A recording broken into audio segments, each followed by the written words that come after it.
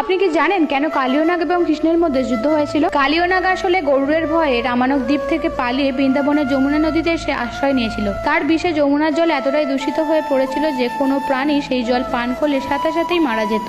গরমের সময় শ্রীকৃষ্ণ তার বন্ধুদের সাথে গরু চড়াতে যমুনার ধারে এসেছিলেন। তৃষ্ণার্ত গরু এবং রাখাল বন্ধুরা বিষাক্ত জল পান করে জ্ঞান হারিয়ে ফেলে। শ্রীকৃষ্ণ তার যোগ শক্তি দিয়ে বন্ধুদের বাঁচিয়ে তোলেন এবং কালিয়নাগকে শাস্তি দেওয়ার সিদ্ধান্ত নেন। তখন তিনি একটি কদম গাছে উঠে যমুনার বিষাক্ত জলে ঝাঁপ দেন। কৃষ্ণকে দেখে কালিয়নাগ অত্যন্ত রেগে যায় এবং তার ফনা তুলে বিষ উদ্গীরণ করতে করতে কৃষ্ণকে আক্রমণ করে। কালিয়ের স্ত্রী ও সন্তানেরাও কৃষ্ণকে আক্রমণ করে। কৃষ্ণ অসীম শক্তি নিয়ে কালিয়নাগের ফনার উপর নৃত্য করতে শুরু করেন। তার নৃত্যের ভারে কালিয়নাগ দুর্বল হয়ে পড়ে এবং তার শরীর থেকে বিষ বেরিয়ে আসতে শুরু করে। তখন কালিয়ের স্ত্রী শ্রীকৃষ্ণের কাছে তার পান ভিক্ষা চায় এবং কালিয়নাগও নিজের ভুল স্বীকার করে ক্ষমা প্রার্থনা করে। শেষে শ্রীকৃষ্ণ কালিয়নাগকে ক্ষমা করেন, কিন্তু শর্ত দেন যে যমুনা নদী ও বৃন্দাবন ছেড়ে রামানক দ্বীপে ফিরে যেতে হবে এবং ভবিষ্যতে আর কারোর ক্ষতি করবে না। কালিয়নাগ শ্রীকৃষ্ণের মহত্ব উপলব্ধি করে যমুনা নদী ছেড়ে চলে যায় এবং যমুনার জল আবার নির্মল হয়ে ওঠে। এমন গুরুত্বপূর্ণ তথ্য জানতে আমার চ্যানেলটিকে অবশ্যই সাবস্ক্রাইব করবেন আর কমেন্ট বক্সে জয় শ্রীকৃষ্ণ লিখতে ভুলবেন না।